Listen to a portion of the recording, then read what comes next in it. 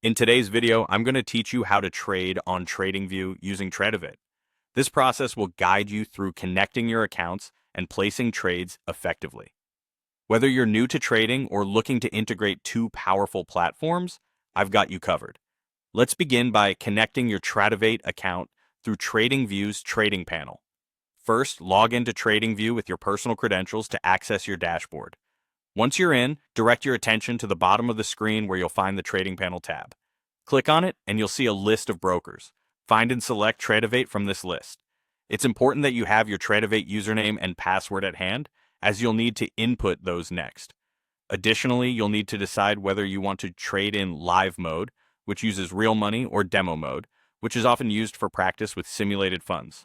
Once you've made these selections, click on the Connect button to establish a link between your Tradovate and TradingView accounts. Now that you're connected, it's time to place your trade. Begin by selecting the future symbol you'd like to trade on the chart. This symbol represents the specific market or asset you'll be focusing on. Next, choose a trading tool from the chart's toolbar. You might opt for the long-short position tool, which helps in plotting your entry and exit points visually on the chart, or you could choose the depth of market, also known as DOM widget, for a more detailed perspective on market orders. Once you've decided on your tool, position it onto your chart by dragging and dropping it. Here, you'll need to adjust your entry, stop loss, and take profit levels to match your trading strategy. After positioning and adjusting the tool, you need to create your order.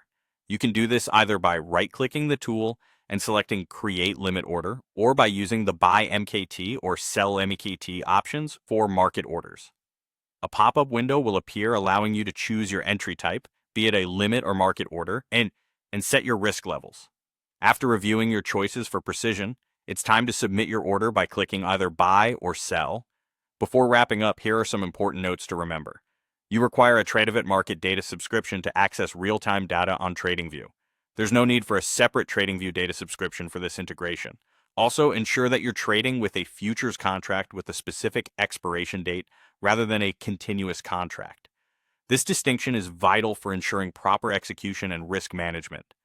Speaking of orders, remember that beyond market and limit orders, you have the option to set bracket orders, which include both take profit and stop loss orders in one go.